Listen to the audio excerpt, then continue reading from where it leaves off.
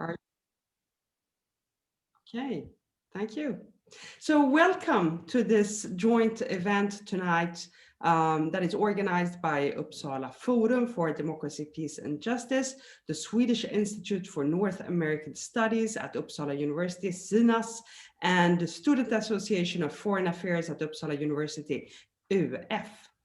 And tonight's talk is entitled The American Dilemma 2029 Lessons for Healthy Democracies.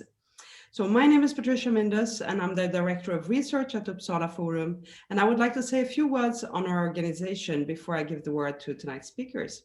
So Uppsala Forum is a multidisciplinary collaboration at Uppsala University that embraces the Faculty of Arts, Languages, Law, and Social Sciences. We contribute with funding, coordination of events, research support in a variety of ways for researchers and PhDs in the area of democracy, peace, and justice. So we organize seminars, workshops, conferences, courses. And our mission is to strive towards making research more international, develop interesting opportunities for research collaborations, and act as a platform for external partners. So an important thing I think about Uppsala Forum for Democracy, Peace and Justice is that we do not view democracy, peace, and justice as three separate objects, but as one integrated field. So democracy, peace, and justice do not form just three distinguished objects, but they form three parts of one and the same constellation of values. So a constellation of values that is fundamental to modern political thinking. And it's worth keeping in mind tonight, as we will be discussing matters pertinent to all three of these core values: democracy, peace, and justice. So you can learn more about our organization at our website, and that is uppsalaforum.uu.se. So tonight's talk is entitled The American Dilemma, 9 Lessons for Healthy Democracies, and it's just ahead of Inauguration Day in the US. So I think it could not be more topical given the incredibly eventful time between the US elections and tomorrow's ceremonial events. We will hear tonight Lance Bennett, who's Ruddick C. Lawrence Professor of Communication and Political Science and founding director of the Center for Communication and Civic Engagement at the University of Washington, Seattle. And he's also Doctor honoris causa at Uppsala University. The talk will be shared by Doug Blanck, professor at the North American Studies and director of the Swedish Institute for North American Studies here at Uppsala University. But before handing over the word to the speakers, I would like to invite also our co-organizers, the Uppsala Association of International Affairs, to see if they would want to say a word. Yes, thank you. Hi, everyone. My name is Martin, and I'm one of the head of lectures at UF in Uppsala. UF, like Patricia just said, is a student organization that has the goal of spreading information and encouraging debate about everything that has to do with international affairs. We have a variety of activities like magazine and a debate club, but our arguably most famous activity is our weekly lectures, which I am in charge of.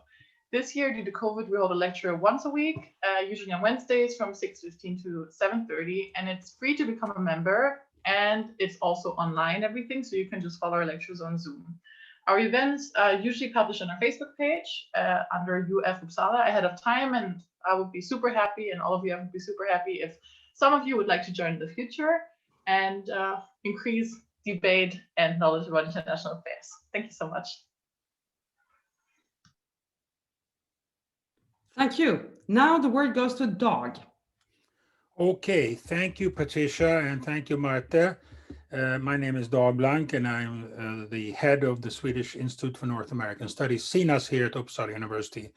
And we are very happy to once again be involved in a co-organized event with the Uppsala Forum and with the Uppsala Association for International Affairs, the student organization that you just heard from, a very active and wonderful organization among the students at Uppsala.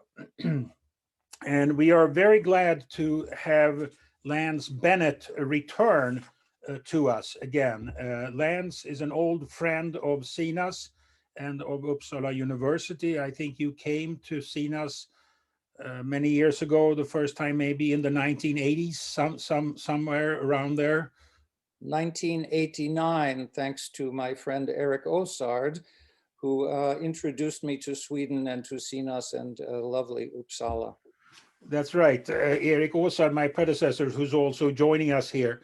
And we were very happy that you came in 1989 because it started a long collaboration between you and Uppsala and Sweden. You have been back many times in many different capacities in Uppsala and in other universities also in Sweden. So I think it's wonderful. It just shows how important these international connections are, these exchange arrangements and the possibilities to travel and through Fulbright and other means. And if you were, I'm an historian by training, if you were to take a long perspective here to see the kind of long-term effects of these exchanges, you will see many, many beneficial aspects. And I often think of your relationship with us as a very good example of exactly that. So we're very happy to have you back. And you were, of course, a part of our panel discussion the day before the election in November. And now here we are 2 months later or 3 months later, whatever it is. And now you're the day before the inauguration of the new president. And we had lots of people then zooming in, and we have now lots of people again zooming in. I think it's both because of you and because of the topic, I must say. So I'm very glad to have you here. And I would like to recognize this great partnership that we have with Uppsala Forum and with the student organization. And I would also like to note that we have special funding from the Wallenberg Foundations that allow us to do these things, which is also a very wonderful thing for us. Patricia has already introduced you a little bit, your affiliation with the University of Washington in Seattle, and where you have been for a long time, recently retired. Your interests have been in the role of media and civic life, in communication and social movements and citizenship and engagement. And you are a prolific writer, 12 books so far, I think. Some of them include the news, The Politics of Illusion, a classic in the field. It's gone out in many editions, also translated into Chinese. When the Press Fails, Political Power and the News Media from Iraq to Katrina, a very important book. And one more I'd like to highlight, Democracy and the Marketplace of Ideas, Communication and Government in Sweden and the United States, co-written with Eric Osard. So a very interesting comparative perspective about Sweden and the United States. Many awards, and also already mentioned an honorary doctorate from Uppsala University, very, very well deserved. So welcome back, Lance. We are very much looking forward to your talk here on the American dilemma of 2020, with a nod, of course, to Gunnar Myrdal and his classic An American Dilemma from 1944. The schedule here, friends, is that we have first a 25-minute part one, 25 minutes of talk here from Lance. Then we take a 5-minute question, some quick questions, and then we take a break, about 10-minute break. And then we come back for part two, another 20 minutes from Lance. And then we go into a longer question and answer session.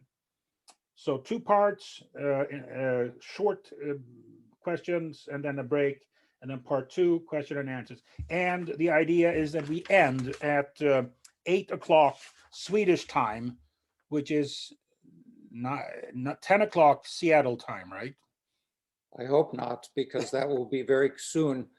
We are now at 9:25. Oh, 9:25, I'm sorry, 11 then. 11 o'clock, yes. 11. It is not easy to keep track of the time zones.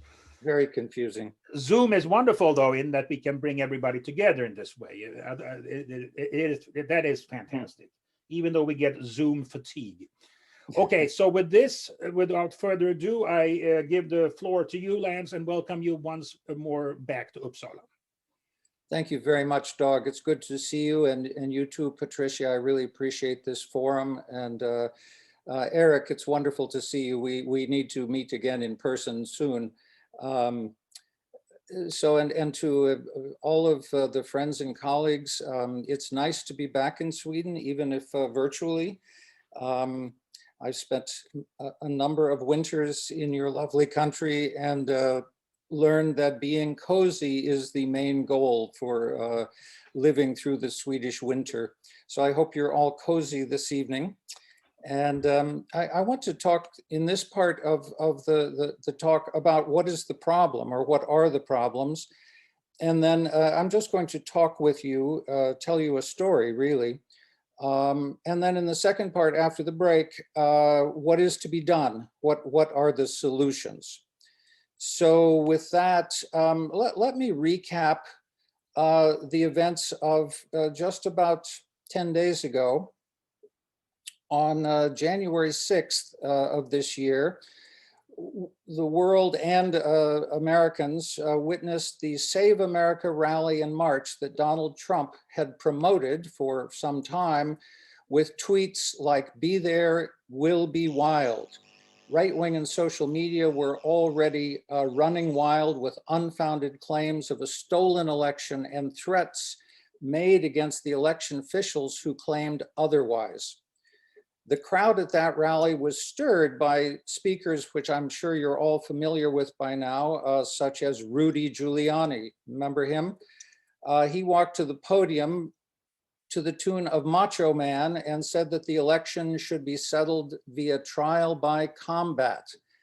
Donald Trump Jr. spoke and threatened any lawmakers, any elected officials who would not overturn this stolen election with being in your backyard this summer. So he was threatening local and state level election officials. Finally, President Trump recapped his own list of personal grievances, which is a very long one at this point, and retold his stories of election conspiracies. And then at the end, he directed the mob down the street to go to the Capitol, where at that moment, the certification of the state election results was currently taking place. What Trump said is, "We're going to walk down and I'll be there with you. We're going to walk down because we'll never take back our country with weakness. You have to show strength." Trump then unleashed that crowd and went back to the White House to watch the mayhem on TV, where he was so absorbed in the televised spectacle that he refused to take calls for help from his own allies who were trapped in the basement of the US Congress building at the time.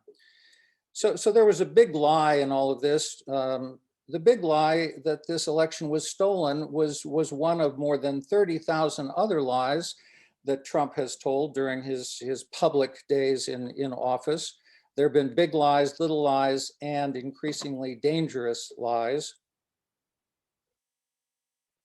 The acceptance of so many lies and conspiracies by so many citizens, however, is, I think, a symptom of much deeper problems in American democracy: loss of trust in elections, hostility to government and established authority, and the lack of a shared national identity, which is really going to be a theme of this talk this evening. We really don't have one. I don't know if there are identity problems in Sweden. I know the Sweden Democrats have raised a few questions of that sort over the years. But back to the US, the question I have is, how does all of this happen? What does this tell us about the battle to redefine we the people, that opening phrase of our Constitution? Who are we the people? And what can be done to resolve the fundamental divisions in American society and politics? So what happened during the certification of the election seems to me was an act of sedition by the American president and his enablers in Congress and from the people who broke into the Capitol. Sedition is typically defined as inciting rebellion against established authority, in this case, constitutional authority in the United States. And although we've now started an unprecedented impeachment process, the second impeachment of Donald Trump, it sounds like a bad movie. And what we are now looking at is a legacy that Trump has left of breaking rules almost on a daily basis, trashing the Constitution, and damaging the United States national image, both at home and abroad. And really, his movement has taken over the Republican Party and held it hostage with their voting power. And I guess I would ask a question at this point, is that really democracy in action? And in recent days, we've also learned about plots to assassinate Democratic and some Republican leaders who failed to stop the election. State and local officials around the country have received death threats. Intelligence services now warn that there will be armed protests in Washington, D.C. and all 50 state capitals on tomorrow. And there are now 25,000 troops in Washington, D.C., something that we have not seen since the Civil War. In many ways, I think we are having a second Civil War. It's just looking a little different this time. So I'm not sure why the seizure of the Capitol came as a big surprise after in the spring, Trump had called his supporters to liberate the states of Michigan and Minnesota and Virginia. And there was an armed occupation in the Michigan Capitol in April, allegedly over COVID restrictions, but perhaps it was a dress rehearsal for the coup that they had been planning all along. So it doesn't really matter whether this unlikely uprising is going to succeed or not. You know, even small numbers of armed and angry citizens can be kind of disruptive in a nation that's already facing crises in health, economy, and in politics. So none of this could have happened without the majority of national Republican officials enabling Donald Trump. Nor could it have happened without the large number of citizens who voted for him and then cheered his efforts to overturn the election of Joe Biden. So at this point, we're kind of at a crossroads between honoring the Constitution and the rule of law and bowing to the pressures of a large public, over 40% and stable at that, living in a parallel reality, looking for a different political order. And one of the big questions for the future of democracy in America is how will the Republicans who have enabled this erosion of democracy for so long, how will they wrestle with the reality that a near majority of their own party members and voters identify more with Trump than with the Republican Party? And a poll that was released just yesterday by NBC News here shows that 87% of Republicans still approve of the job Trump is doing, even after last week. His overall approval rating has dropped just a bit, but most polls show that it's really not significantly different than it was before the election, holding between 40 and 44%, depending on the poll and the questions asked. So that's kind of remarkable. I mean, one might expect that someone who had done all of these terrible and likely illegal things might be disapproved of, but his supporters feel that he is actually trying to fight for freedom and truth and justice. So that's an interesting problem that we have as an identity split in this country. So let's return just for the moment what's the significance of this effort to overturn an election? It doesn't really matter, in my view, whether the Republican leaders in Congress who challenged those election results from the states, whether they really believe the election was stolen or they just said it to steal the election, really does not matter. The danger is that they acted as if they could not lose. And even after the Capitol was cleared of the rebellion and the certification of the state level election results, the Electoral College, as you may have heard, our disastrous election system, even after they resumed the certification of the states, 65% of the Republicans in the House of Representatives voted against certifying the vote in Pennsylvania. If you remember our earlier panel, I said, beware Pennsylvania. Pennsylvania kept coming back again, like the Freddy Krueger of this election. And overall, 147 Republicans between the House and the Senate, 147 supported one or both of the challenges to state votes in either Pennsylvania or in Arizona. So my question is, what's going to happen a few elections into the future when more Republicans like these are elected? I think it will be true. They cannot lose an election. So what that tells me is that democracies are very fragile. We've always known that. That they require both citizens and elected officials who understand how a democracy works, and I think most importantly, who actually want to keep it. Most Americans would fail the first test, the how the democracy works test, and really an alarming number would fail the do we want to keep it test.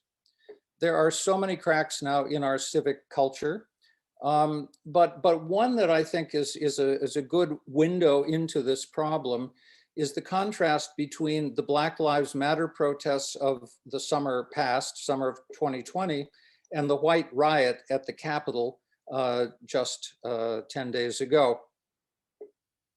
And I think that pair of protests really reveals a crack in our national identity and in our political preferences that we cannot ignore. We're really locked in a fateful struggle over who the true or real citizens of this country are. Should America become a white nationalist patriarchy with the women who stand by their men? Or should it be ruled by principles of liberty, equality, and justice for all? It's by now pretty clear that when the radical right calls to save America or make America great again or defend democracy or stop the steal, as the slogan for the election went, these are really coded terms for stopping the rise of the non-white majority, the non-white political majority in America, which will happen in the next 20 years. Those right-wingers want to return to a democracy of, by, and for white people. After all, that's what existed for most of American history, except for the very brief period after the Civil War called Reconstruction, and a few hopeful decades in the middle of the last century during the 1950s, 60s, and 70s. And even if Trump fades away, or we can hope ends up in jail, there is a line forming of Republican hopefuls who want to take over his movement. So it's important, I think, at this juncture to recognize that Trump did not invent the reactionary creed or beliefs that are now echoing through the country. He merely decoded it, brought it out in the open for everyone to see, and added to it by figuring out how to unify the different groups who can align around white nationalism. What he offered in his unique contribution was to invite all of these different right-wing factions to make America great again together, or MAGA, as we say here. I'm going to talk a little bit more about the MAGA movement in a moment, but let's examine who's in it. Who are the MAGA people of America? Well, first of all, there are anti-globalists. It's interesting that anti-globalism has moved from the left in the 90s and early 2000s to the right in the world today. These folks hate bankers, they hate free trade, and they really hate the cosmopolitan elite, people like most of us, I would guess. But cosmopolitanism is also a coded term historically. It has a long history as an anti-Semitic code word. So there is this undercurrent as well. Next, there are these large QAnon networks who are spreading conspiracies about pedophiles, leftists, and Jews. Sound familiar? And Trump was the hero, the superhero who was going to save the children from left-wing predators. Yes, interesting bunch, that one. Then there are the Proud Boys, the Boogaloo Boys. It's hard to believe this, isn't it? It's really hard to believe, but it's really happening here. The Boogaloo Boys and other armed militias who have been planning insurrection and civil war. Yeah. And then there's the anti-science and anti-government groups on the religious right, whose leaders have literally blessed Trump by laying hands on him. And they've made their deal with Trump the devil because he gave them judges who opposed abortion, and he supported many of their evangelical causes. And perhaps most importantly, Trump and many of the radical Christians also don't believe in science or reason. They have a different epistemology or way of understanding the world.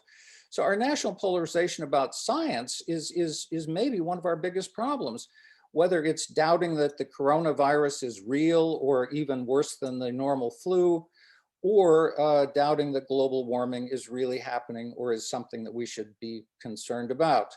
So this makes it difficult to solve many of our most important national problems. So all of these self-styled patriots turn out to hate progressives and academics like me, who seem to them superior because we claim to have real facts. Yeah, what's a real fact? Ask that question and you can get dizzy. And who often seem to be talking down to the far right as people who are crazy or stupid. And indeed, when you think about the conspiracies that I just talked about and the lack of belief in science, it is hard not to have that kind of a feeling. And so that's one of our deepest divisions in terms of who are we as a people. So what I think is important to understand in terms of trying to find some way of connecting, with empathy, with understanding about these right-wing groups that have formed the MAGA movement, is that they all feel like they are strangers in their own land. That was the title of an amazing book by the sociologist Arlie Hochschild. And Trump crystallized this sense that we have lost our country. We really have lost our country to immigrants and Blacks and leftists and gays and all kinds of identity movements. And we want to have the identity as American patriots. And they've stolen the flag, they've stolen the patriotic symbol system, and they want to steal the rights of citizens for themselves to vote and win elections.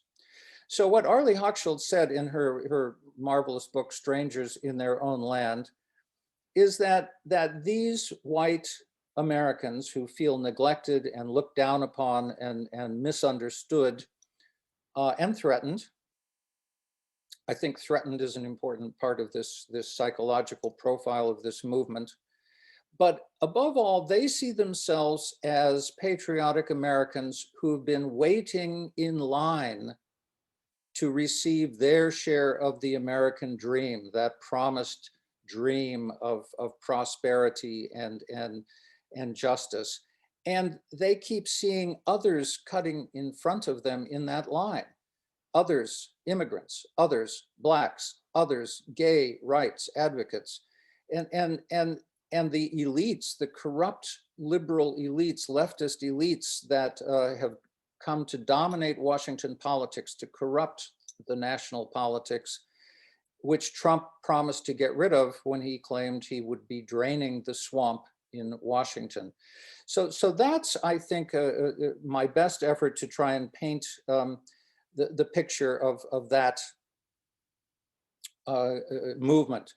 So what I want to do is now look at why they were shocked. Why they were shocked when they realized that Trump had lost states like Georgia, Wisconsin, Arizona, Pennsylvania, and others. After all, the Republican parties in those states had been working for years to suppress the votes of Blacks and people of color and the poor. So in Trump's view, and he really said this in public, if all of those measures to keep people from voting had really worked the way they were supposed to, he couldn't have lost this election. So when they use the term democracy, freedom, or patriot, they're speaking in a dangerous political code because they claim to be the true citizens and claim to be constructing a political project to make that happen. So these are echoes and unpleasant historical echoes of "we are the people" and "wer ist das Volk" from earlier fascist days in Europe. So one of the most skilled provocateurs and speakers of these codes in recent years has been Senator Ted Cruz from Texas. And Cruz is looking to inherit Trump's movement pretty clearly.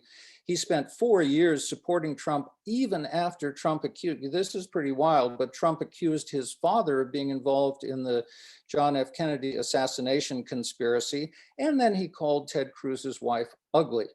But Cruz has been one of his most loyal supporters, along with Josh Hawley, another of the co-conspirators inside the Capitol, and Kevin McCarthy, the Republican leader in the House. They all look to inherit Trump's movement. So when Cruz led the challenge to the state election results in Arizona and Pennsylvania, he actually cited an interesting historical case. And I want to spend a minute on it because it reveals, I think, the history of this problem that we're talking about. There was an election in 1876 that was contested, that was really contested because Reconstruction was a very divisive part of life in the South in the United States after the Civil War. Blacks were being elected, my God, blacks were being elected to public office in the Republican Party, among other things. So that election was contested because some states were so divided that they could not agree on one set of results from the presidential election. So what had happened is that a commission was appointed in 1877, about this time in 1877, to look into the election, but not surprisingly, since the country was so divided, the commission could not come to a conclusion either. And so the candidate who actually ended up being president, one Rutherford B. Hayes, who wanted so badly to be president for the Republican Party that he made a deal. He simply proposed to the Congress, look, if you make me president by accepting those votes and not those votes, I will end Reconstruction in the South and let you go back to your old ways and run your local democracies however you choose. So that was the deal, the awful deal that ended. I mean, we still talk about the Party of Lincoln, but for all practical purposes, the Party of Lincoln died in 1877 when that deal was made to end Reconstruction, which was the whole vision that was behind the Civil War. So anyway, Ted Cruz cited that election as his precedent for challenging the current election. But as Lindsey Graham, who was a Trump supporter until the very end, pointed out, there was really no parallel between 1876 and 2020 because there were no real doubts about state results after they'd been counted and recounted and certified and audited, and judges had thrown out more than 50 lawsuits challenging those results. So with Lindsey Graham's speech pointing out that that was really a bad historical example, Graham got off the Trump bus at the last stop before it ran off the road. Mitch McConnell had left the bus the week before when he said he would support the election results. And Trump threw Mike Pence, the vice president, under the bus when he falsely claimed that Mike Pence had the power to stop the steal and overturn the election. There were "Hang Mike Pence" signs outside of the Capitol during the insurrection, and Mike Pence spent much of the time that morning in the basement of the Congress trying to call the White House, trying to call the Pentagon and Defense Department for help, and no one responded to his calls for a couple of hours. But I think there is a lesson from 1876 that is important and instructive for today. As I said, the nation was impossibly divided. The election really was a political deal that ended the party of Lincoln, and that began what has been known as the Jim Crow South, which was an apartheid system that denied civil and political rights to Blacks, and was enforced by a regime of terror and lynching from groups like the Ku Klux Klan, but it was also supported by courts, elected public officials, and really supported by the National Democratic Party, who took over the South after the Republicans withdrew in 1877. And the Democratic Party then supported that Jim Crow regime until the 1960s. In recent years, Black citizens have been threatened by a new regime of policing, imprisonment, legal restrictions on voting, gerrymandering, which is a way of designing voting districts so that you can't lose if you're the party doing the designing.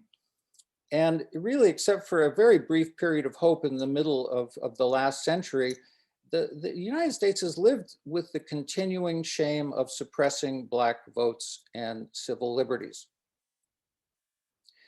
So as Trump watched his mob storm the Capitol on TV, Joe Biden took to the airwaves to proclaim that those scenes of insurrection do not represent a true America. They do not represent who we are, Joe said.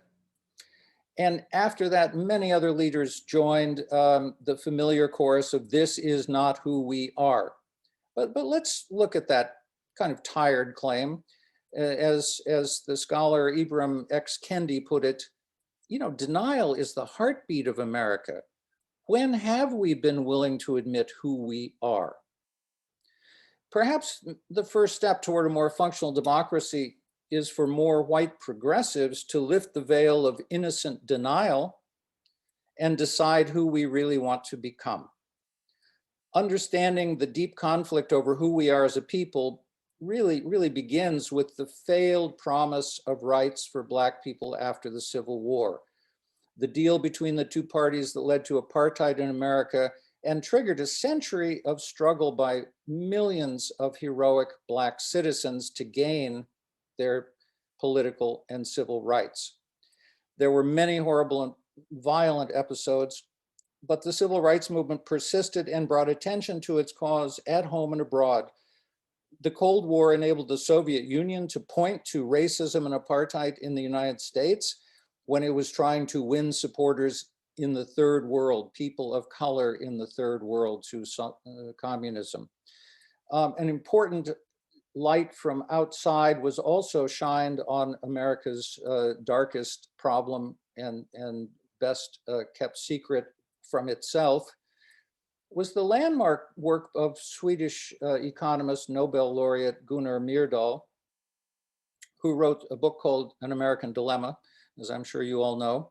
And you know, this is an unlikely bestseller. It sold over 100,000 copies. And it was 1,500 pages of very dense and detailed research, talking about whether or not the US was really a functional democracy with a shared identity. So Myrdal raised these questions back in the 40s. And that argument helped shape and was cited in the first really big landmark Supreme Court decision for desegregation of schools in the country, Brown versus the Board of Education. So as the civil rights movement began to gain victories 10 years after the Brown decision, the Congress of the US and Lyndon Johnson, the president, finally signed the Civil Rights Act of 1964 and the Voting Rights Act of 1965. The first law banned segregation and discrimination in social and economic life, and the Voting Rights Act, of course, banned poll taxes, literacy tests, and other barriers to voting that remain part of the Jim Crow South. Jim Crow, by the way, was an early 19th century minstrel caricature of a black man, a stupid, foolish black man, demeaning and degrading. So that was the title that was applied to the restrictions on civil and political rights for blacks. When Lyndon Johnson signed the Voting Rights Act in 1965, he is often said that he told an aide, you know, we have lost the South. We just lost the South for a generation. It's not clear whether Johnson really said that, but in any event, the Democratic Party lost the South for much more than a generation. The only reason that Trump lost Georgia and a couple of other states was because of amazing mobilization efforts to turn out, to register and turn out voters in the face of laws in these states suppressing the vote. So there's a long history after the signing of the Civil Rights Act of 65, or the Political Voting Act of 65, that begins with the Law and Order presidency. Just a few years later, 1968, the Republicans saw the opportunity to take back the government as a minority party. And they really began to find ways to intimidate and lock up people who opposed them. So it may come as a historical surprise to recall that Nixon ordered 10,000 troops to occupy Washington, D.C. in May of 1971 and produced the largest mass arrest in American history of 12,000 anti-war protesters. Later, Nixon passed drug laws to intimidate blacks, to intimidate the counterculture and the anti-war movement, and many indeed were locked up on drug charges. So what's interesting is that Trump reached back into the Nixon era and pulled the law and order out, sent military into black protests, while having no police presence at all for his Make America Great Again and Stop the Steal protests. So I'm going to conclude with the project that the Republicans have actually succeeded in during the modern era. From the Reagan years on, Republican Party leaders knew that they really couldn't win the support of people of color, of poor people. In other words, if you add it up, of a majority of voters for a political agenda that really favored wealth and inequality. I mean, that was their game, it was pro-business politics. And so they embarked on a three-point plan. The first plan was to actually form voter alliances with as many groups as they could. And so they formed alliances with gun rights groups, anti-abortion groups, and evangelical Christians. And they told them really openly that, you know, they wouldn't win their issues unless they basically looked the other way if voters were suppressed, because the majorities don't support gun rights, the majorities don't support anti-abortion, and the majority doesn't support right-wing evangelical politics. So that was the deal. But it turns out that there were still not enough of them, that those groups were still not enough to add up to election victories. And so the Republicans embarked on the second strategy of a new Jim Crow era, with states passing voter identification and registration restrictions, taking away votes from people who'd been released from prison, and throwing out millions of registered voters on really false charges that they'd moved or they died or that they were someone who had been in prison. So even more effective than all of this was the gerrymandering or the designing of elections in districts and states so that the Republicans really couldn't lose. In 2018, for example, in Wisconsin, which Trump assumed he would win and just barely did not, the Republicans only won 46% of the state vote, but they got 64% of the seats in the state legislature.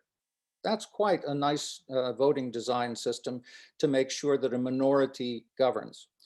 So in addition, Republican presidents have been elected despite losing the popular vote in 2000 and again with Trump in 2016. In fact, the Republicans know the awful truth that they have only won the popular vote once in the last 8 presidential elections, once out of 8. And Trump would not have likely won would have likely won this year without the organizing efforts of people like Stacey Abrams in Georgia, who registered and turned out phenomenal numbers of voters. My question is, can this level of turnout happen in the future? This is a special moment historically. And all of this was legalized in this third step of the three-step program by decades of Republican court packing, engineered by the Federalist Society, Koch brother organizations, and implemented by Mitch McConnell and the Republicans in the United States Senate. They appoint judges to federal courts and to the Supreme Court. So the courts are now full of Republican judges who do political favors for gun lovers, pro-lifers, and evangelicals. And they basically support the core party agenda of deregulating business, ending public welfare, and limiting the power of workers and consumers, and supporting the suppression of votes. So it should be clear by now that Trump isn't the main problem here. He's just a symptom of this war on democracy and equal representation by the Republican Party. But he is the monster that resulted from this strange laboratory project. He's assembled a coalition of groups to take over the party, and it's really hard to know how this will play out in terms of the historical Republican project of undermining democracy, or a very radical Trump authoritarian white nationalist movement. So I'm going to conclude this part of the program by pointing out that this complicates the predicting the future, because the Republicans have in a way become the party of Trump. Just 2 days after the uprising in the Capitol, the Republican National Committee met in Florida and selected Trump allies to all the top leadership positions. As one delegate from Alabama put it, we can't exist without the people he brought into the party. He's changed the direction of the party. We're a different party because of the people who came with him. They made us a better party. So Trump has merely revealed the full extent of the long Republican project to reinvent Jim Crow politics in America. Although the party leadership of the old days, pre-Trump days, talked about all this in coded terms because they had legalized it. So Trump merely lifted the veil on that truth, and as I see it, he became the leader that the Republican Party actually deserved. So that's the first part. That's the first part. Thank you very much.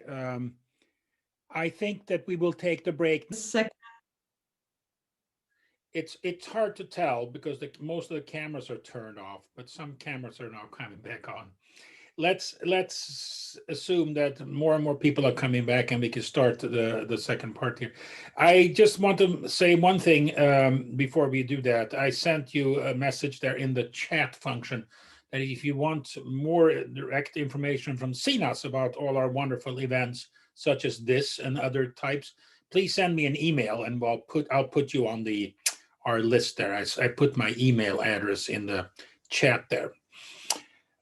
So with that, you have submitted a number of questions that I'm monitoring here and that we will gather together. But now we move into the second part of the talk, and that's a little shorter.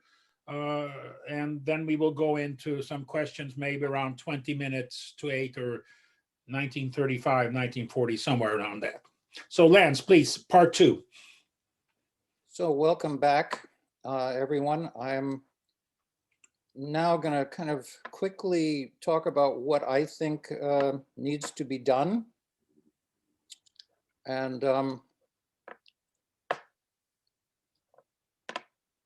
then we'll talk about questions. I looked at the questions. There's some really lovely and interesting questions. So let's have a discussion. So we've seen all of this. It's really quite remarkable. And you know, we've had guns drawn in Congress.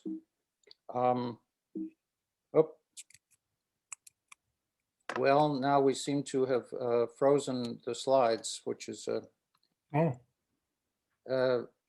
have I stopped sharing? Yes. Okay, let's try it one more time. I don't know if this doesn't work, I can just talk about it, but the pictures are kind of more interesting than looking at me, I think. So is that now on the screen? Yes. Okay.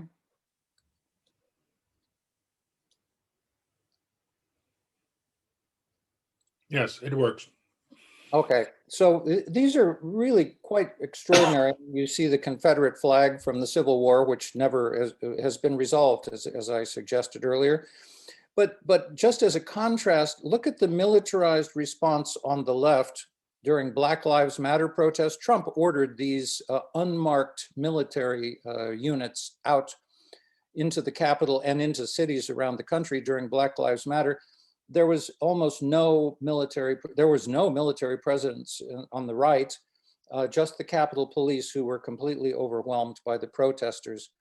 So as I said in the first part, we're really in a kind of historic moment, which has unfortunately been the moment that determines whether a country goes in a sort of authoritarian, one might even say fascist direction, or recovers and reestablishes more democratic politics and culture. Well, it seems that this slide is the one that's killing us, so I'm going to move beyond it and then hope that we can actually see some of these others.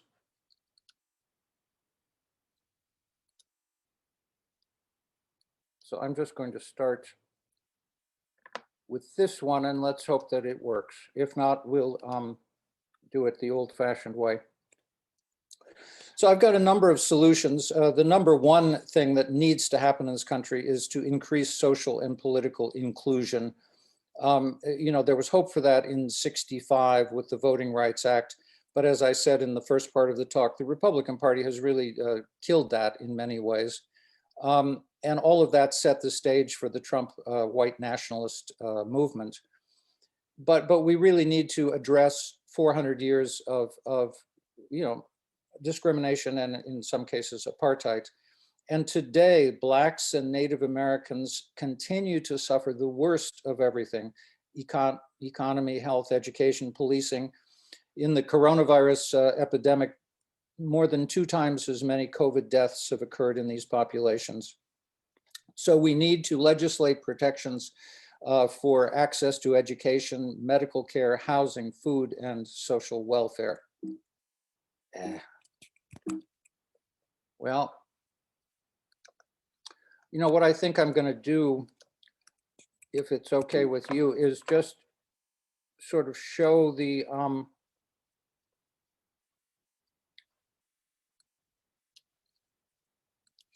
raw slides rather than putting them on full screen.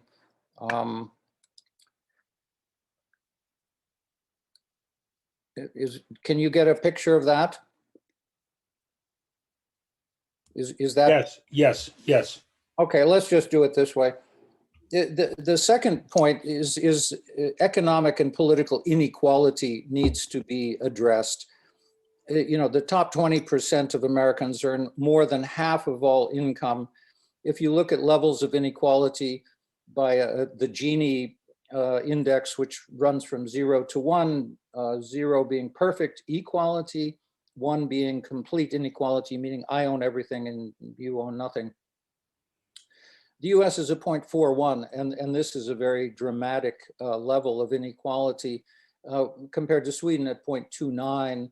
But put it in perspective, the US comparison group really is Bulgaria, Chile, Mexico, and Costa Rica in the OECD Club of Democracy.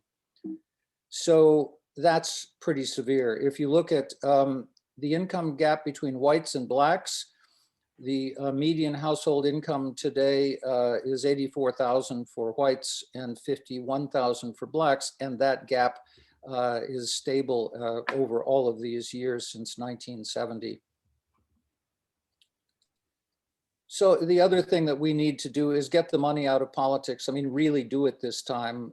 Closing the revolving door between public office and lobbying would be nice too. So if you look at this, this is the revolving door between the Congress, the House and the Senate, and lobbying, wherein members of Congress receive an average of 1,400% pay increases when they move from being a elected representative to being a lobbyist.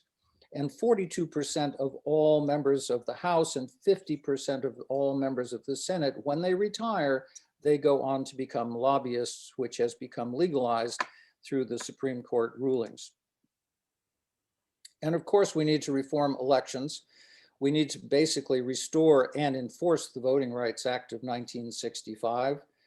House Speaker Nancy Pelosi says she wants to pass a new voting rights law, but this will require a new Supreme Court, because the current Supreme Court, which has become even more Republican over the years, basically killed the core of the 65 Voting Rights Act as recently as 2013.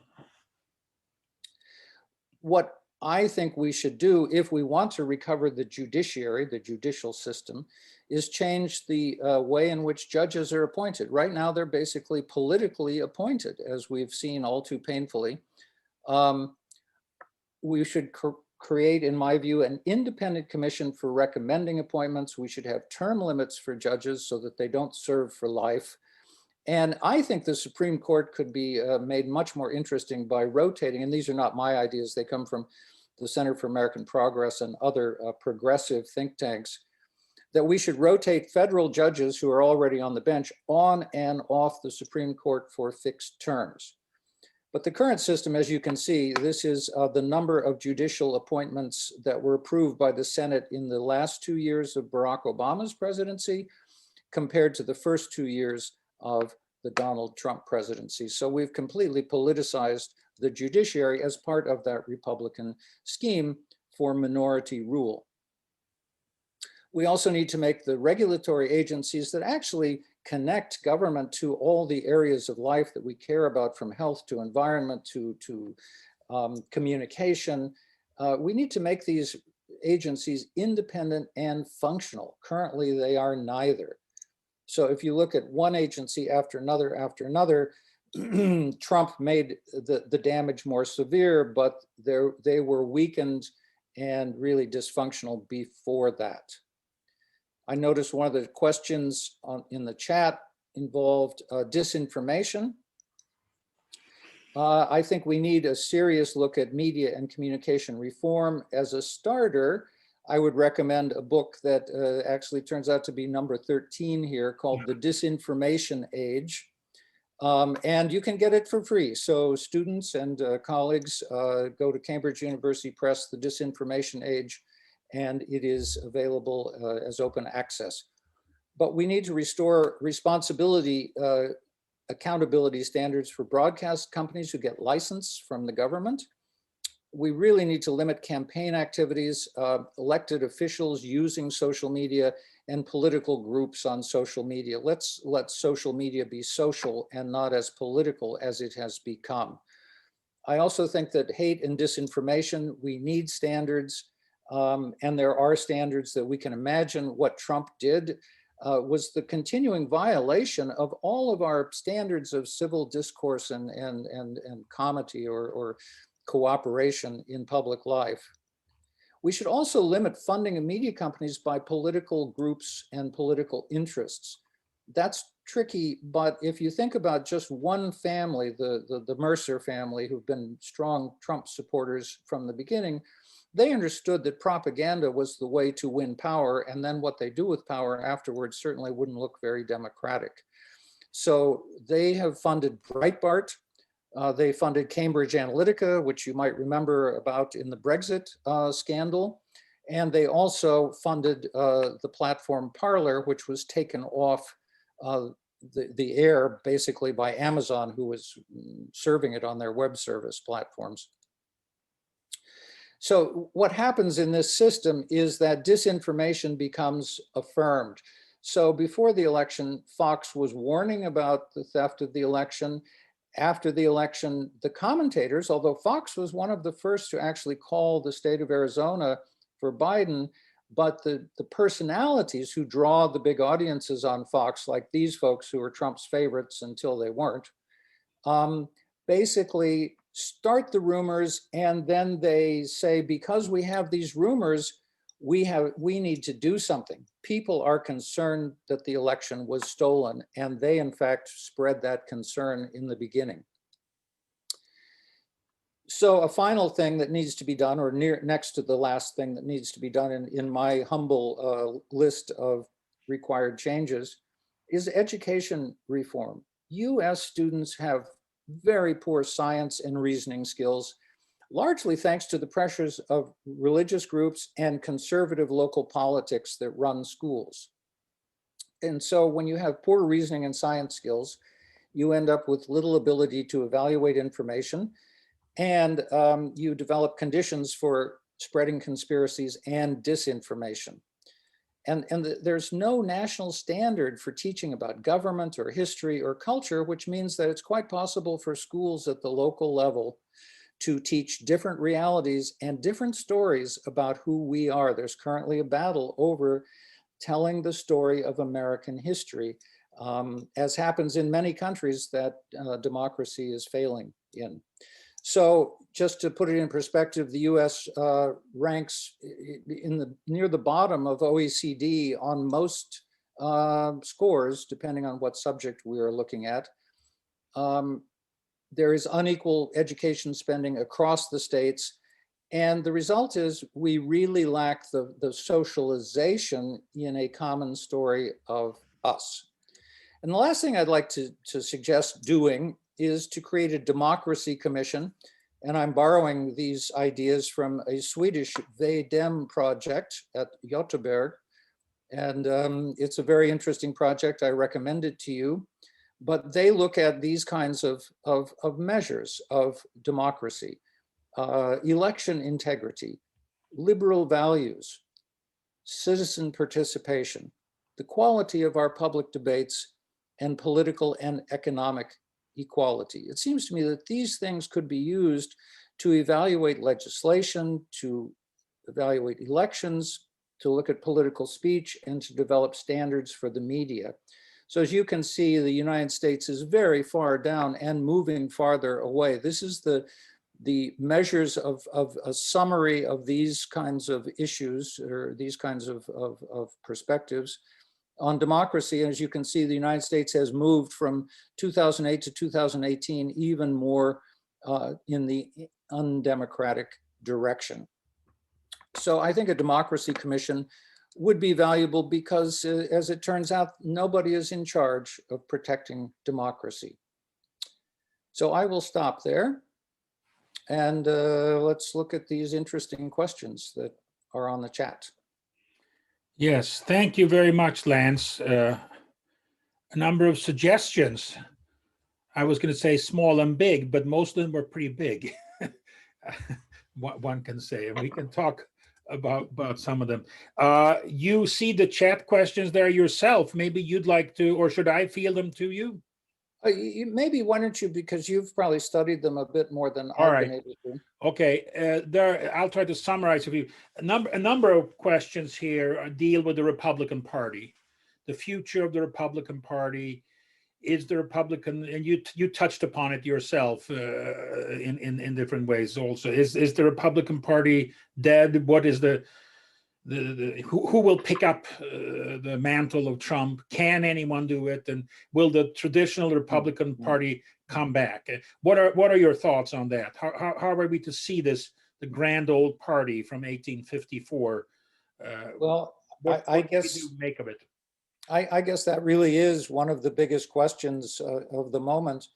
I think we will know the answer to that question very soon, because the impeachment, which took place in the House, now goes to the Senate for trial. And in order to convict Trump, and the advantage of convicting Trump of impeachment, you might wonder, why are we impeaching a guy who's leaving office tomorrow? Because that also includes his banning Trump from ever holding office again, which would solve a lot of these Republican Party questions. It would get rid of Trump as a candidate, for example, in 2024. So, but the question is, since a majority of Republicans support Trump more than they support the party, will 17 senators decide to regain their party, expel Trump, and then possibly lead to a third party movement, which would weaken them quite a bit?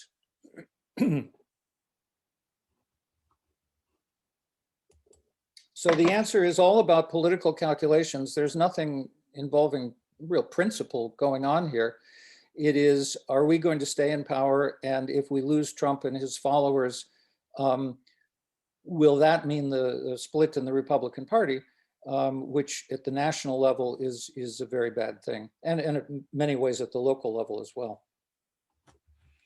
So you have your eyes on the Senate trial here, whenever it comes for the impeachment. That will tell us something. I guess the vote in Congress in the joint session there told us something about how you mentioned the number of Republicans who were willing to vote to decertify, to support the vote to decertify the votes in Pennsylvania and also in Arizona, right? There were quite a few of them. And I guess the vote on Pennsylvania was taken after the attack on Congress, right? Correct. So we had a perfect natural experiment.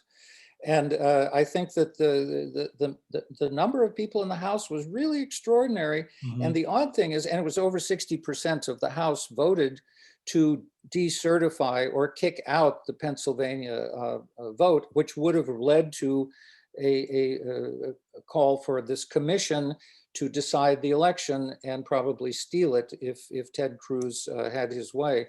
So what's really interesting is that some of the people in the Senate who would have supported Cruz and Hawley changed their minds after the riot at the Capitol, mm-hmm. Because they have 6 more years, many of them, before they have to face re-election. In the House, it's 2 years from now, and that's a very short time.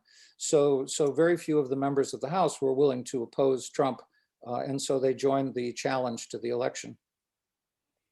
Let me just on this note to ask you, if the president, as you mentioned, if the president is convicted in a Senate trial, which of course has never happened before, other federal officials have been convicted, then they move on to this disqualification vote, which is a single majority. That's enough to have 50 single majority to ban him from holding federal office. Correct. How much of a factor is that for parts of the Republican Party to essentially make sure that they get rid of him and won't have him running for office again in 2024, say?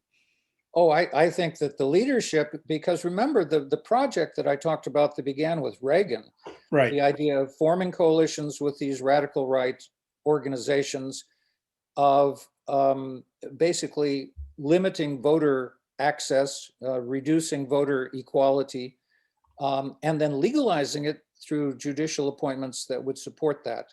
That project was going great for them. It was really working well.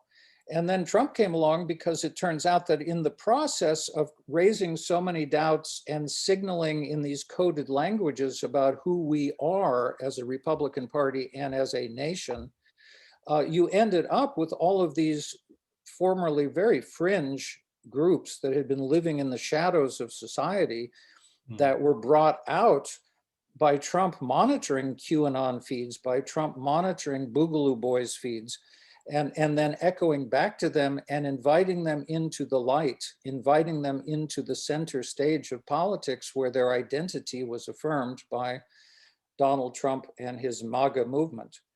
So the Republicans are in a bind right now. They had figured out how to win elections without needing those people. Mm-hmm. They got them anyway, but now they are driving the party, and it's a very dangerous course that they're on. Have they unleashed a monster that they can't control? That's my take on it, is that this was not the design that was in place since Reagan to create a minority rule system mm-hmm. in America and legalize it. I mean, it was all very, very polite. It was all, I mean, it wasn't so polite, but it was all done with the language of the law and justice. to justify the removal of citizen rights. And then Trump came along and blew it all up. I mean, he continued appointing those judges. I mean, he appointed the right people. They told him who to appoint to the Supreme Court.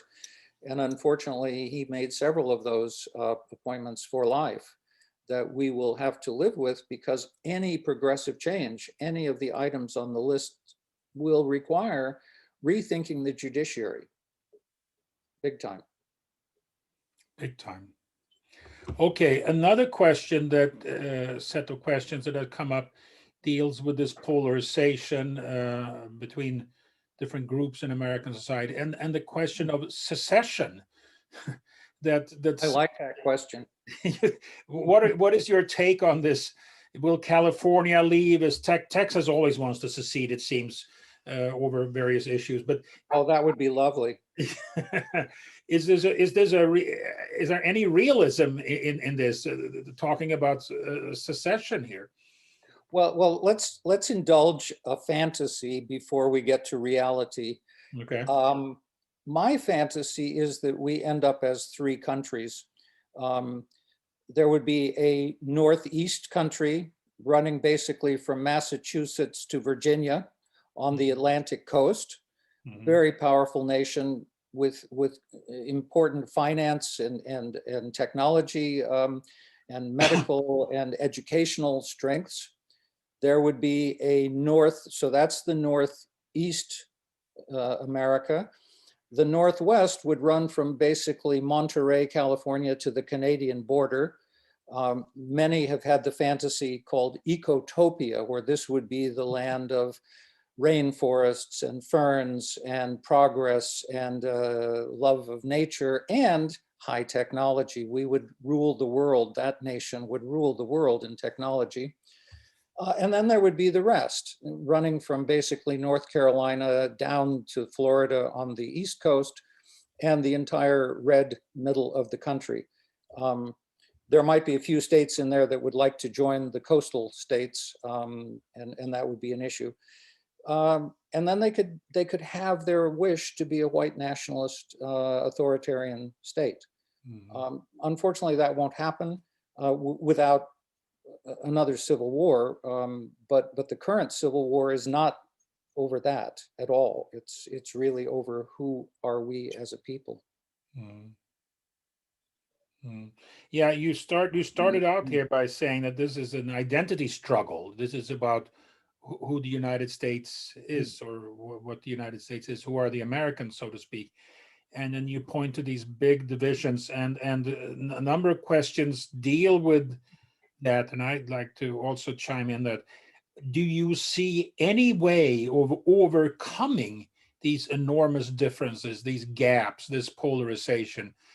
You had a list of laundry list of things you wanted to do, so to speak. But is there any hope? Let's put it this way. Is that in 2008, many of us were very excited. Yes, we can. There seemed to be hope that the United States was maybe moving beyond that birthright sin or original sin of the United States, that Myrdalian dilemma with the election of Barack Obama. And then, of course, 8 years later came Donald Trump.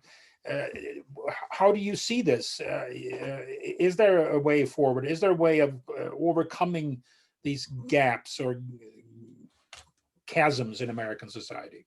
Yeah, that's the question. That really is the question. I see that there are two levels to the question. One is the long-term identity project. And I see that project can be advanced by educational reform. Unfortunately, we're a very state and local nation when it comes to schools and selection of curriculum and teaching of history and all of these kinds of topics. So that's a difficult project.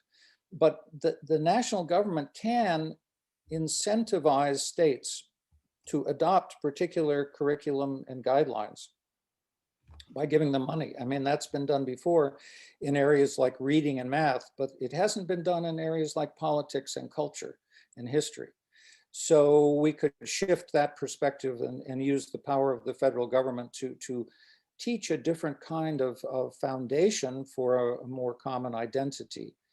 But the short term, I think, is a different problem. The short term is to keep those who turned out in this election, historically high turnouts. I mean, Trump, in Trump's view, he won because he got more votes than anybody else in the history of American elections, except for Joe Biden. And therefore, and Biden shouldn't have gotten all those votes if those voter suppression mechanisms in place in states like Georgia had worked properly. So something must have gone wrong. But the question then is, how do we keep such high levels of turnout going into the future so that needed reforms can be supported by voters? And I think that means that Joe Biden in the first 100 days, while they're impeaching Trump on the side, which is going to be kind of challenging. I mean, you've got Congress that's going to have 2 or 3 weeks of impeachment. And Joe Biden's agenda, which in order to get these voters to keep coming back, I think that they have to fix healthcare, which the combination of Trump and the Republicans in Congress and the courts basically dismantled the Obamacare program. That needs to be improved and offered to voters. Social welfare benefits need to be restored, access to education, food. I mean, there's hunger in America. This is an old story, but it's one that had sort of begun to be resolved, and now it is back again. Homelessness in America. So public housing, I mean, giving people something meaningful and important like houses and food and health and education. Though that's the challenge. And if Biden can manage to pass some of these things, then maybe those voters will come back, because polls show pretty clearly that they don't vote because they don't get representation. Mm-hmm. So at some point, we also need to restore the democratic foundation of voter access and inclusion. We need to offer tangible benefits to citizens who desperately need food, shelter, housing, healthcare. And we need the longer term project of finding a way to teach about history and politics that gives people some sense that the government is responsive to them. I mean, both on the left and the right, there are profound and well-founded feelings that democracy, it doesn't work for them, mm-hmm. for different reasons. Mm-hmm. Okay. Let's see. We had another question here about Europe, I think. Yes, I thought this was. What may be the consequences of 6th of January in European countries and in the EU as a whole, Europe as a whole? There have been attempts for years to undermine Western democracies in US and Europe, including through hacking and massive cyber attacks originating from Russia and China. How do you see this? What antibodies must be developed in Europe to prevent this? There is a clear European dimension here too. We follow it as almost obsessively. I was on Swedish television for 5 hours just talking about this with them live. An enormous interest. I mean, how do you see that? You have experiences from Sweden and from Germany, and you are you're very well positioned to comment on that, I think. Yeah, I think it's a serious problem, but it may not be the kind of problem that we often think it is. I mean, my sense is if there's one pattern to the cyber attacks, to disinformation, to Russia Today spreading lies, and to the Epoch Times. I mean, there are networks. Every country has networks, but in those networks, you tend to see these players, Russia Today, Epoch Times, and other kind of global disinformation services or disservices, I guess you could say. But I think that all of those things prey on internal existing conflicts in society and try to amplify them, to play up those divisions. So what's kind of interesting is that while we had a Russian disinformation problem in the 2016 election, and people were very concerned about it, although nothing really seemed to be done about it because Trump and Putin had a special relationship. We had almost none of that this time. All the disinformation was homegrown, or all of it that mattered, let's say. I'm sure that there was some, but the people who were looking for outside disruption. So really it's the domestic politics problem. If you fix your domestic problems, social conflicts, cultural conflicts, and lack of political representation. You know, if you look at, I mean, American democracy is sort of more fragile than many right now. Indeed, it's number 27 on the VE-Dem scale, with Sweden and Norway and the usual suspects near the top of that scale. Representation has declined, electoral representation, one person, one vote, one representation unit, you could say, that has declined historically over time in most countries, more in the US because of this formal program, the Republican program for minority rule that I talked about. But many people feel that they're not getting represented by their governments. And this leads to these right-wing uprising. Interestingly enough, the left was acting up 15, 20 years ago. And now it is the right that is actually unified enough and developed enough common identity and formed political parties and movements to cause a lot of trouble and create its own disinformation system. Mm-hmm. We just had a question here apropos of Europe also. How connected are Trump and Brexit? Or do you see links between that? Oh, there's many. I mean, Cambridge Analytica was just one of them.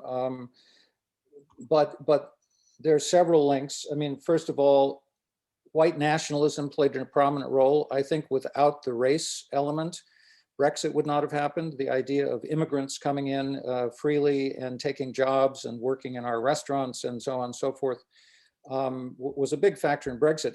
I think that was played up as the economic program of libertarian or neoliberal economics was downplayed in the Brexit. And similarly, you know, Trump really played into the social divisions, the social conflicts.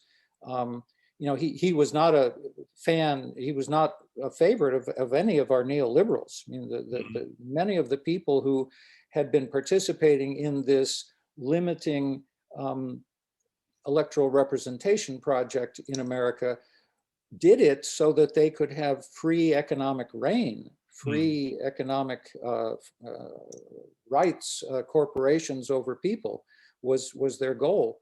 And so Trump came along and disrupted that. I mean, you know, he killed free trade. He started for trade wars. But all of this played back into the foundation of white nationalism. America first, make America great.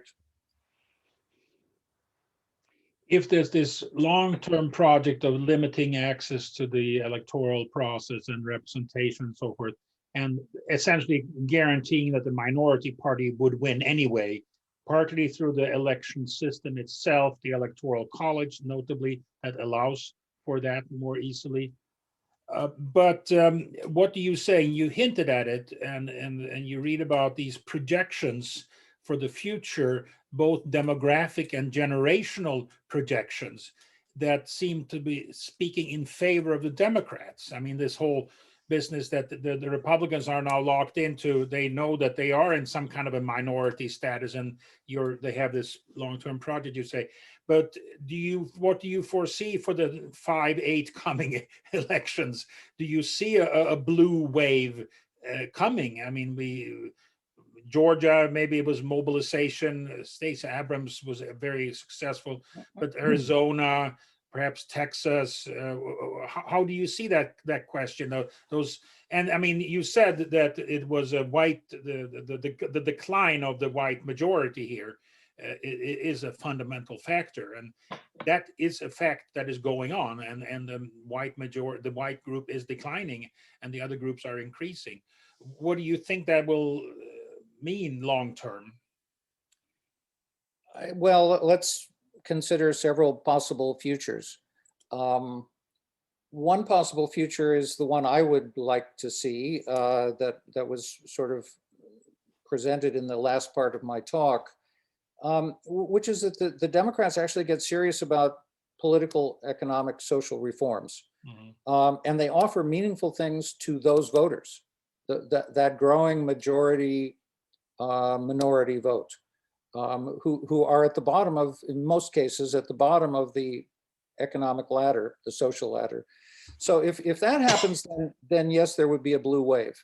But how that plays with various factions that support the Democratic Party, who tend to be much more conservative. I mean, they would be Christian Democrats in many European countries. That's an open question. But without meaningful representation on things people want and care about, I don't see the blue wave materializing, particularly since the Republicans are not going to give up their project of institutionalizing minority rule. Mm-hmm. So another scenario, which actually could be interesting, although it will be very bumpy, is that the Republican Party splits into two parties. I mean, if this were a parliamentary system, we would easily have four parties right now in America. Right. We would have the Tea Party Trump movement, which would be, and then we'd have what's left of the Republican Party. They would probably be about equal in size. I don't know, maybe the Trump movement would be the bigger right-wing party. Then there would be the Joe Biden Democrats, sort of, as I say, in Europe, in Germany, they would look more like the Christian Democrats. And then there would be the Bernie Sanders, Alexandria Ocasio-Cortez, progressive Democrats. And, there would be interesting coalition alignments as a result of that. But we don't have a parliamentary system. So in the absence of that, we might end up with factional parties that don't get very much done. And that would be a very bad outcome, given how unstable so many areas of American life are today. Yeah, that comes back to another question about the possibilities of structural change in the electoral system itself. I mean, the electoral college and awarding electoral votes by, winner takes all. How do you see that? Is there any solution on the horizon there? Well, the short answer is no, because the electoral college, as I said, 1 out of the last 8 elections produced a Republican majority vote. Mm-hmm. So if you get rid of the electoral college, you get rid of the Republican presidency forever, basically, mm-hmm. unless the party reinvents itself, which parties sometimes do. But that's a very difficult prospect, because the Republicans know that it's the electoral college that is giving them all kinds of advantages. Mm-hmm. I mean, it's just a strange little invention of history that no one else really ever thought about adopting, because it was such a dumb idea. So, but the Republicans like it because it favors them. Back to that theme again. And indeed, one of the things that led some of the members of the House in the right-wing caucus, called the Freedom Caucus, which is basically the old Tea Party faction, to not support challenging the election, is that they were afraid that since Biden won the vote, the popular vote, by these days a pretty good margin, and if they overturned the election, there would be a movement to finish the electoral college, because without the electoral college, none of this would have happened. The challenges could not have happened. It would not have been a problem. So many of the most conservative Republicans in the South didn't join in the challenge to the elections, because they were afraid that it would backfire and kill the electoral college. Mm-hmm. I see. So at present, changing that would involve changing the Constitution, and there are too many red states to ever support Right. that. But is it not the case? There's nothing in the constitutions that says that the electoral votes must be awarded in the way they are. They could be awarded proportionally, could they not? Could not the individual states determine that? And some states have played with that. Mhm. I mean, there are a couple of states that do award votes in various elections proportionally. But for some reason, that's not a trend. It's not a movement. Again, because the parties, we have two parties and they like being in a monopoly position over our politics. And when you begin to undermine that position, it means that the parties, which are, actually fairly comfortable in terms of wielding their power and doing business and giving favors to their friends, it is a very corrupt system. It's not as though Trump going away and his movement going back into the shadows is going to fix the corruption. I mean, there are different stories about corruption in American politics from the left and from the right, but both the left and the right see the system as fundamentally corrupted, and that needs to be addressed somehow. Mm-hmm. The money out of politics would be step number one. Mm-hmm. Yes. Okay, it's getting close to 8 o'clock here in Sweden, and you have talked for a long time. You have answered many of the questions, I think, that have come in. Perhaps, do you have a final word of wisdom for us, Lance, from your position there outside of Seattle in the Pacific Northwest, where the sun is rising now? Well, the sun is not visible because of the clouds at the moment, but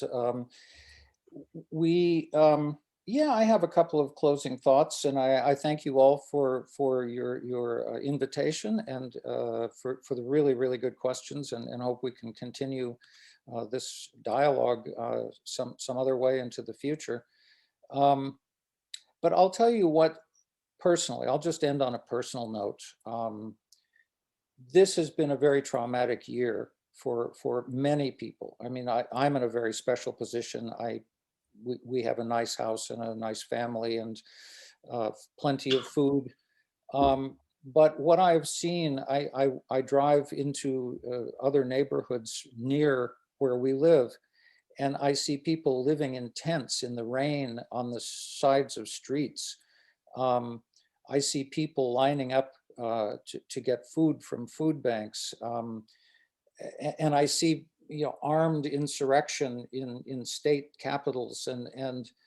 But I also see the historic struggle of Blacks differently and see it anew because of the events of this summer. I mean, the militarized response to the Black Lives Matter protests compared with the non-police response to the Trump insurrection really says it all. And while some of the leaders of the Black Lives Matter, have really campaigned on defunding police, I understand the problems of systemic racism in the police, in the military. I mean, right now, the country is just beginning to say, wow, can we trust the National Guard who are protecting Biden tomorrow at the inaugural? We need to do background checks on our own military who are supposed to be protecting the new president. What if one of them is one of them, right? And so I really have come to see my own part as a privileged white man. And I mean, I always knew it, but you don't really see it until all of this plays out in your face, as it has done for the last year in this country. So that's been an awakening for me personally, that I have played a part in enabling the lack of progressive responses to the takeover of American democracy from the right, and the inclusion of all citizens in that democracy. So that's my personal truth at the end of all this. Thank you very much, Lance, and thank you very much for those personal observations at the end. They're certainly very much food for thought for not just you, but for all of us, I think.